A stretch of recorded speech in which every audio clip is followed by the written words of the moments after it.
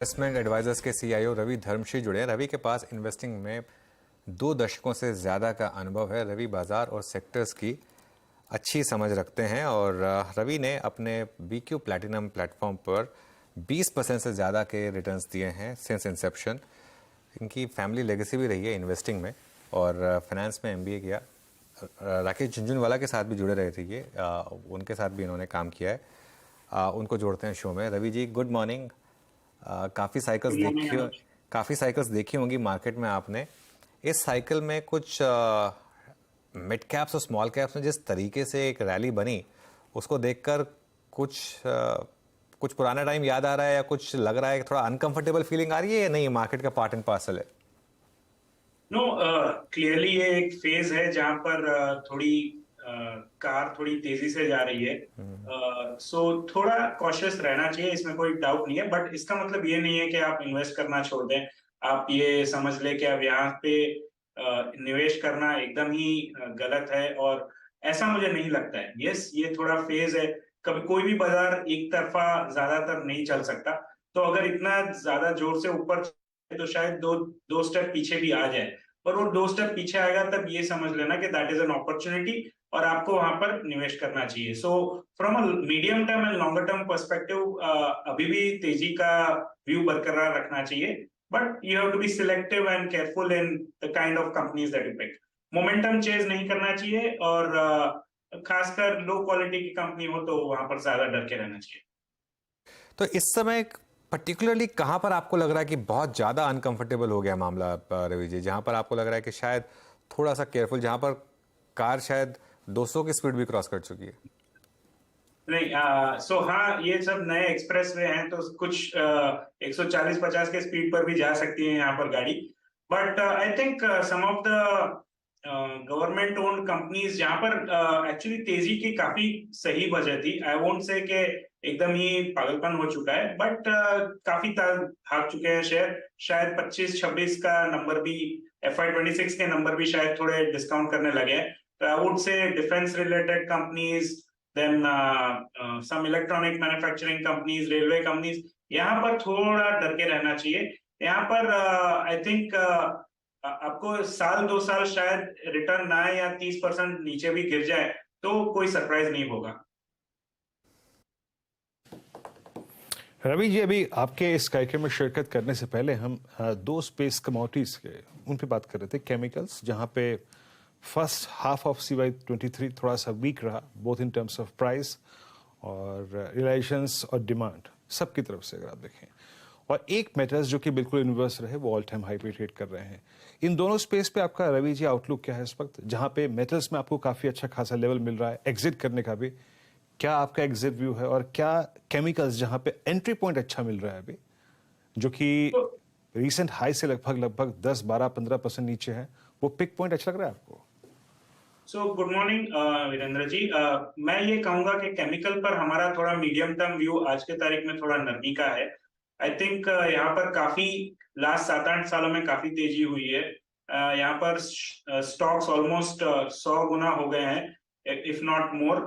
सो यहाँ पर थोड़ा बच के रहना चाहिए। नो डाउट जो लंबा ट्रेंड है कि इंडिया की मैन्युफैक्चरिंग विल रिप्लेस चाइना, हम थोड़ा मार्केट शेयर गेन करेंगे। पर ये एक B2B बिजनेस है, ये हमको समझना चाहिए। B2B बिजनेस में आपको पता नहीं, समझ में नहीं आएगा कि बिजनेस इज डूइंग वेल और not. The leading indicators are the spreads of the chemicals which are the raw material and the finished goods के जो स्प्रेड होते हैं उनको ट्रैक करना थोड़ा डिफिकल्ट होता है। फिर इस केमिकल स्पेस की सारी तेजी की मूल वजह यह थी कि China was shutting down production because of pollution issues, and India was providing and some protection because of anti-dumping duty. अब होने वाला ये है कि over the next 1-2 years ये सारे जो प्रोटेक्शन है एंटी डंपिंग ड्यूटी का वो निकल जाएगा, और जो चाइना का जो प्रोडक्शन बंद था वो वापस ऑन स्ट्रीम आ रहा है, बिकॉज वहां पर वो प्रोडक्शन फैसिलिटीज को रेसिडेंशियल एरिया से दूर कर दिया गया है। सो ये जो मेन 2 रीजंस थे बुलिशनेस के, वहां पर थोड़ी सी अभी सप्लाई बढ़ती दिख रही है। So I would be a little skeptical on the chemical space going forward. On the metal space, we don't track the metal space very closely. हम commodities में ज्यादा इन्वेस्ट नहीं करते, बट इतना मुझे समझ में आ रहा है कि चाइना में the biggest reason for the world to be bullish on metals has always been the China demand. तो अब यहाँ पर चाइना का रियल एस्टेट अगर इस तरह से स्लो हो रहा है तो मुझे नहीं समझ में आ रहा है आज की तारीख में कि व्हाट कैन रिप्लेस दैट। सो अगर चाइना की डिमांड को रिप्लेस करना मुश्किल है तो ये सारे यहाँ पर तो टोटली डिमांड और सप्लाई पर डिपेंड करता है in commodities. So I find it very difficult to understand how this space will pan out. Having said that, I'm not at all authority on metals and commodities. We don't track that space, so I will not give a very strong view. Okay अच्छा, कुछ ऐसे space पे रहते हैं रवि जी जहाँ पे काफ़ी confidence पिछले कुछ समय में बना है। अब मैं आपसे जब बात कर रहा हूँ तो उस वक्त कुछ रियल एस्टेट कंपनी अपने करियर के हाइस पे हैं, ऑल टाइम हाई पे हैं, कुछ डेकेड हाई पर हैं, for instance DLF।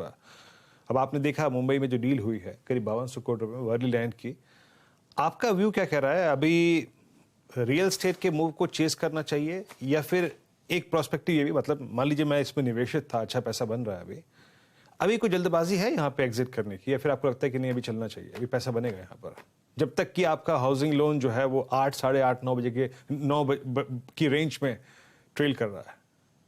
Yeah, so definitely I think real estate में क्या हुआ, I'll just मैं आपको इसका पर्सपेक्टिव समझाता हूं तो आपको समझ में आएगा कि जो 2015 से लेकर 2020 तक जो सारे चीजें हुई जैसे GST, डिमोनेटाइजेशन, IL&FS क्राइसिस, फिर रेरा इम्प्लीमेंट हुआ, फिर कोविड आया, इन सारी चीजों से क्या हुआ कि सप्लाई कम होता गया। हर इंडस्ट्री में ये हुआ शायद कि नीचे के लेवल स्तर के सारे कॉम्पिटिटर्स गायब हो गए, कंपटीशन कम हो गई, सप्लाई कम हो गया, बट ये रियल एस्टेट में ज्यादातर हुआ। और दूसरा क्या हो रहा है कि आपके इनफॉर्मल सोर्सेज जो थे, इंडियन इकोनॉमी अगर फॉर्मलाइज हो रही है तो इनफॉर्मल सोर्सेज ऑफ फंडिंग अब इन रियल एस्टेट प्लेयर के लिए बंद हो रहे हैं। I mean it is open secret के रियल एस्टेट में काफी कैश का यूसेज होता था, पर अब वो कम होता जा रहा है। So because of that, now real estate players have no choice but to show a strong balance sheet if they want to access the formal sources of funding. तो इसकी वजह से काफी players बाहर चले गए और very few players are now able to make the move to the formal real estate industry. So ये हमारा तेजी का कारण था। और कोविड के बाद एक्चुअली लोगों को काफी रियलाइज हुआ कि हमको बड़ी जगह में रहना है, अब पता नहीं कितने साल तक क्या हो सकता है, अनप्रेडिक्टेबल है काफी लाइफ, तो मुझे अच्छा घर खरीदना है। और फिर थोड़ा बहुत वेल्थ इफेक्ट भी आ गया मार्केट की तेजी की वजह से, तो काफी लोगों ने हायर एंड लग्जरी पे स्पेंड किया था और इट वाज अ के शेप रिकवरी। तो upper end luxury was doing very well, the lower end was not doing very well. अब मेरा ये मानना है कि रियल एस्टेट शायद यहाँ से भी और चले। The interest rate increase is not enough to dent the demand, but अभी जो शायद द कंपोजिशन ऑफ डिमांड है वो हाई एंड लग्जरी से शायद लोअर एंड अफोर्डेबल की तरफ जाएगी, ऐसा मेरा मानना है। So that but overall I still believe that real estate upcycle will remain strong for the next few years. Ravi ji, मैं एक चीज़ देख रहा था आपका पोर्टफोलियो देखकर, मुझे एक चीज़ जो बहुत अच्छी लगी, मैं 1 ईयर, 2 ईयर, 3 ईयर, 5 ईयर चारों देखे मैंने, और चारों को मैंने कंपेयर किया BSE 500 टोटल रिटर्न्स इंडेक्स के साथ। 1 ईयर में 11% के मुकाबले 26%, 2 ईयर में 9% के मुकाबले 20% कैगर, 3 ईयर में 23% के बजाय 42% और 5 ईयर में 12% के मुकाबले 24%। तो ये शानदार रिटर्न्स हैं। और इसमें जो मुझे चीज़ सबसे अच्छी लगी वो ये नहीं थी कि इतने अच्छे रिटर्न्स आपने जनरेट किए, कि आपका बीटा जो है वो 0.95, मतलब ये समझाइए कि ये मार्केट में पॉसिबल है लॉन्ग रन, क्योंकि लोग ज़्यादातर कोशिश करते हैं कि थोड़े हाई बीटा स्टॉक्स में शायद ज़्यादा पैसा बन जाए, लेकिन कंसिस्टेंटली आपने जो आउट परफॉर्म किया ऐसे लो बीटा पोर्टफोलियो में, ये इसका क्या रीज़न रहा और किन थीम्स ने आपके लिए सबसे अच्छा आउट परफॉर्मेंस दिया? So Anuj, thank you for that question, and मैं एक दो चीज कहूंगा हमारे फिलोसॉफी के बारे में, so that will give you more understanding of हम कैसे टाइप के शेयर ढूंढते हैं। तो हम तो पहले हम सिर्फ लीडर या चैलेंजर पे बेट करते हैं, ना कि नंबर 5। लोग usually they by the cheapest stock in the sector. हम अब चीपेस्ट स्टॉक नहीं लेते, हम लीडर या चैलेंजर लेते हैं, और उन लीडर और चैलेंजर का वैल्यूएशन अगर चीपेस्ट स्टॉक से थोड़ा सा महंगा हो तो हमको उसमें कोई चिंता नहीं है। Second, what we do is हम फिल्टर डालते हैं कि 100 करोड़ की प्रॉफिट के ऊपर की ही कंपनी खरीदेंगे, ना कि उसके नीचे की। सो इससे दो चीजें होती हैं, एक तो लॉस मेकिंग कंपनीज नहीं खरीदते, और दूसरा ये सारे साइजेबल कंपनीज हैं। इवन दो हमारा पोर्टफोलियो में मिड और स्मॉल कैप का काफी रिप्रेजेंटेशन है, बट मिड और स्मॉल कैप कंपनियां अभी ये छोटी कंपनियां नहीं रही। हमारा average weighted average portfolio almost 85,000 crore है, और हमारा median of the portfolio is almost 18,000 crore. तो ये सारी बड़ी कंपनियां हैं। और अगेन हम ये सोचकर तो नहीं कर सकते कि हमको बीटा कम रखना है इसलिए हम ऐसे कंपनी लेंगे, but when you buy companies that are leaders in the space, usually उनका बीटा कम होता है। So I think that is what I would say. So besides that, the reason for good performance in the last 3-4 years is maybe some of the calls we did get it right. एक तो जब Covid में जो panic हुआ था, तब हमने we actually called our clients and told that this is the time to be putting in money. काफी लोगों ने उस टाइम पर हमारे क्लाइंटों ने तो किसी ने पैसा नहीं निकाला, काफी लोगों ने इन्वेस्ट किया. So that I think was a big thing. Second, ये जो कोविड था, that led to a lot of one time gains for sectors like IT, chemicals, pharma. और हमने ये सेक्टर के ये जो वन टाइम गेन्स थे उनको वैल्यूएशन मार्केट ने दे दिया, तो हमने वहां पर एग्जिट कर ली. सो ये दूसरा call which we got it right. And third call हमने उसके बाद लिया कि अब हमें डोमेस्टिक फोकस सेक्टर्स में इन्वेस्ट करना है. So we entered into financials, manufacturing and consumer discretionary. तो that call also we got it right, and that is why you see the numbers being good in the last 3-4 years particularly. Okay, अब यहां से incrementally Ravi ji, कौन सी themes हैं जहां पर आपको comfort है? अगर आपको फ्रेश पैसा, आई एम अज्यूमिंग कि फ्रेश पैसा आ रहा होगा, कौन सी थीम्स में आप इस समय इन्वेस्ट करना चाहेंगे? सो मुझे अभी भी लगता है कि फाइनेंशियल्स एक ऐसा स्पेस है जहां पर वैल्यू और ग्रोथ काफी हद तक अवेलेबल है. So if you see, I mean, large companies like HDFC bank, Kotak bank are available at no performance in the last 3 years, 5 years, 7 years. थोड़े बहुत there are good reasons why that is the case, but वो reasons अब खत्म हो रहे हैं. For example, HDFC bank में there was a transition in the management, there was a technological issues that they were facing, उनको credit card बेचने नहीं मिल रहा था. I am sorry, just a disclaimer के ये सारे स्टॉक हम शायद ओन करते हो और हम खरीद रहे हो या बेच भी सकते हैं, so please take it with a pinch of salt. But the point I'm making is there are companies like these large franchises which are still available at good valuation. So financials एक space है जहां पर हमको opportunities दिख रही हैं. Whether insurance एक space है within financials, lending or non-lending. In the non-lending side, we like life as well as general insurance, जहां पर 4-5 साल से काफी प्रॉब्लम चल रहे थे, और वहां पर अभी फिर से थोड़ी सी तेजी शुरू हुई है, ऐसा लग रहा है. सारे ओवरहैंग खत्म हो रहे हैं. So we like financial as a space. Second space we continue liking. Overall manufacturing theme हमको अब भी अच्छी लगती है, बट उसमें अब ये जो सब सेक्टर्स हैं जैसे रेलवेज, इलेक्ट्रॉनिक मैन्युफैक्चरिंग और डिफेंस, वहां पर हम इंक्रीमेंटली नहीं एलोकेट कर रहे हैं. But energy transition related place हमको अभी भी अच्छी लग रहे हैं. यहाँ पर transmission is one sector that we continue to like, और यहाँ से और भी हमें तेजी लगती है.